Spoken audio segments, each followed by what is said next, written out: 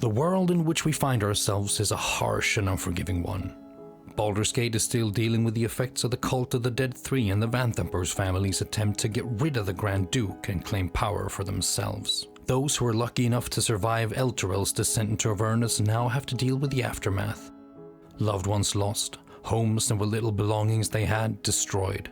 Some are turned into scapegoats and driven from their homes by those who used to be their friends and neighbors. Yes, the weight of the world always seems to weigh down the most on those with the least. For many, life in Faerun can be a sad affair, and few come to know exactly how cruel it can be, as well as Mayrina. Mayrina grew up poor, as most people do.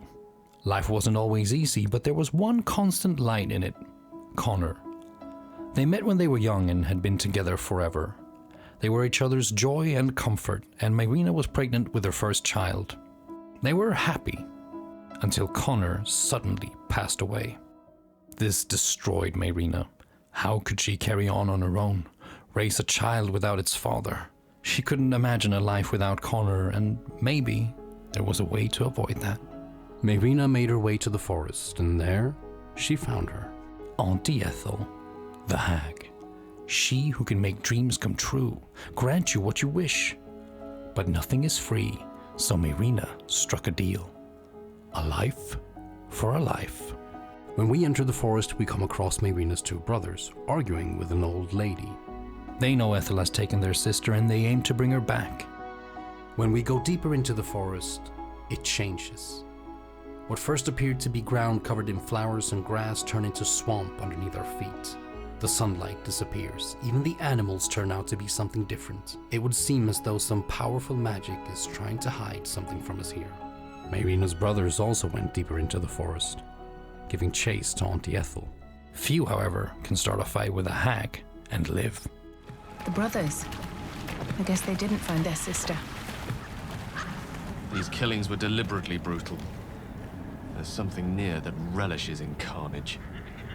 We eventually come across Ethel's house, where we find her feeding Mayrina. She keeps on stressing how important it is for Mayrina to eat the entire pie. After arguing with the hag, they both disappear. Upon searching the house, we find a secret entrance in Auntie Ethel's fireplace. That is no ordinary fireplace. There's something there, beyond the flames. Through it, we find the real lair of the hag and meet her in her true form for the first time. This is where we begin to realize the seriousness of the situation Mayrina has gotten herself into. After this, the story starts to branch into different versions depending on our choices. We can let the hag have her way with Mayrina and walk away from it all. We can save Mayrina and kill the hag, or let the hag go. After defeating the hag, we find a wand with the power to resurrect Connor. Naturally, it's up to us what we do with that power. There's one thing that doesn't really change though. Regardless of how the story ends, Mayrina gets the short straw of the draw. Connor's still gone. Even if he is revived, he comes back as some rotting zombie-like creature. What have you done to him? Her brothers are dead, losing their lives trying to get her out of the mess that she willingly walked into. She's pregnant with a baby with no one around her to help her provide for it and raise it. Mayrina might seem stupid to have sought the aid of the hag to begin with, but what choice did she feel that she had? She didn't just lose the love of her life in Connor. She lost the father of the child she's bringing into a world where raising it alone may very well spell its doom. Auntie Ethel promised to give this child a good life. Teach them magic even. More than I could have done.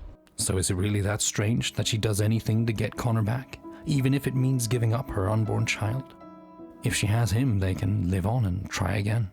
The story of Mayrina doesn't necessarily end in the first act of the game. If we revive Connor and give the wand that controls him to Mayrina, they set off to Baldur's Gate, looking for a way to turn Connor into his former self. So chances are we'll meet them again, and chances are they will run into another hag. It just so happens that Auntie Ethel's sister lives in Baldur's Gate. It's hard to imagine that a woman and a zombie will be allowed into the city without trouble. This looks like a story where a happy ending is far-fetched, to say the least. The ending that, in my opinion, is the least tragic is if we never let Mayrina know that there's a way to bring Connor back. She lost Connor, she'll have to live with the guilt of her brother's deaths forever. But she's alive, and she still has her child. Life will not be easy, but they'll have each other. And in a way, a piece of Connor lives on.